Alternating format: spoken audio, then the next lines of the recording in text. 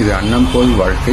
நான் உங்கள் netizen sir. Hi guys, we hope you are all doing great. இன்றைக்கி electrolytes and hydration இது எதுக்காக நம்ம பாடிக்கு தேவைப்படுது அப்படின்ற டீட்டெயில்ஸ் தான் இந்த வீடியோவில் பார்க்க போகிறோம்.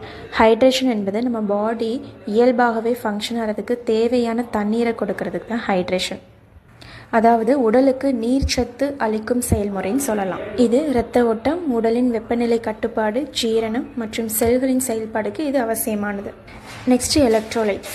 இது நம்ம பாடியில் உள்ள செல்களுக்கு தேவையான ஆற்றலை கொடுக்கறதுக்காக மின்சாரத்தை கடத்தி முக்கியமான தாதுக்களை இது கொடுக்கும். அதாவது sodium, potassium, magnesium, calcium, chloride. இது பாடியில் நீரோட சமநிலை, நரம்பு தகவல் பரிமாற்றம், தசை இயக்கம் இது எல்லாத்தையும் கட்டுப்பாடாக வச்சுக்கும். ப்ரீஃபாக சொல்லணும்னா ஹைட்ரேஷன்றது பாடிக்கு தேவையான தண்ணீரை கொடுக்கும். எலக்ட்ரோலைட்ஸ் அந்த நீரை சரியாக செயல்படுறதுக்கு சப்போர்ட் பண்ணும்.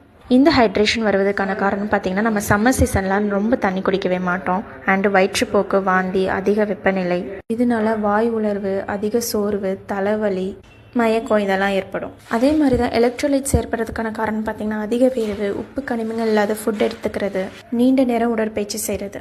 இதனால தசைப்பிடிப்பு, சோர்வு, பலவீனம், தலை சுற்றல், இதய திருப்பு மாறுதல், கவனம் குறைவு. ஸோ இந்த ஹைட்ரேஷன் அண்ட் எலக்ட்ரோலைட்ஸை நம்ம தேவையான அளவு நம்ம பாடிக்கு கொடுக்கும் போது தான் இந்த மாதிரியான ப்ராப்ளமை நம்ம க்யூர் பண்ண முடியும்.